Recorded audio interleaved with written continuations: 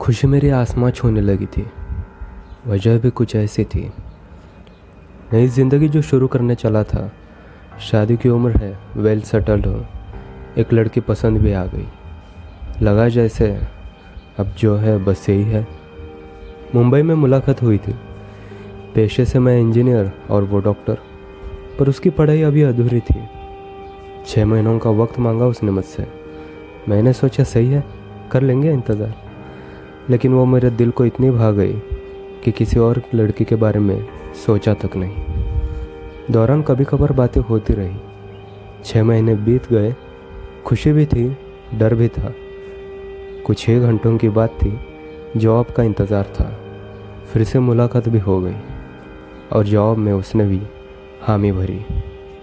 घर में खुशी का माहौल था। तैयारियां ज़ोरों पर थी। हमारी मुलाकातें होती रही। एक दूसरे को जानने लगे थे।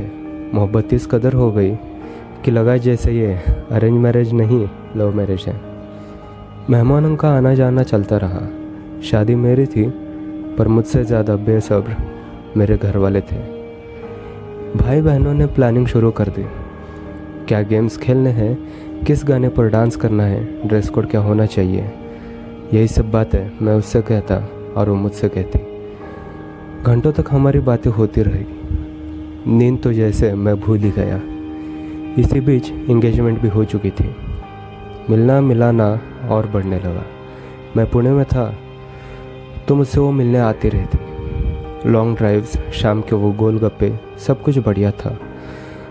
पर एक दिन अचानक वो मिलने चली आई और कहा कि मैं ये शादी नहीं करना चाहती। मैंने कहा कि ऐसे घटिया मजाक मत करो, पर वो मजाक नहीं था। बिना देर किए मैंने माफ़ी मांगी।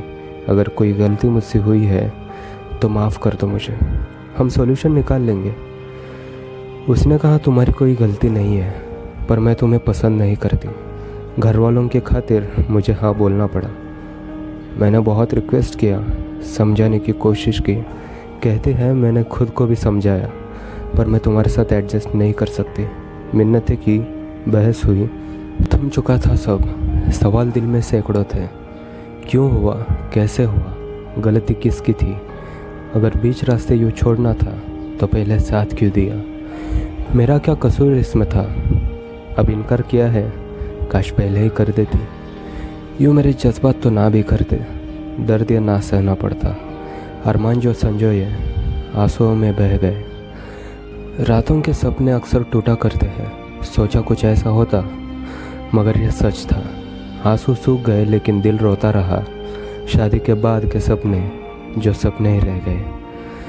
महसूस मुझे हुआ कि दिल का घाव शरीर के घाव से गहरा है। याद जब जब आएगी ये दर्द ज़रूर देगा। लेकिन अब बस, अभी तो पहला चैप्टर ख़त्म हुआ है। रहेगा अफसोस, मगर बना लूँगा आदत। खराब पन्ना था जो फाड़ कर फेंक दिया। ज़िंदगी है, आगे बढ़ना है। मुश्किलों के ऐसे कई चैप्टर्स ख़त्म जो करने हैं।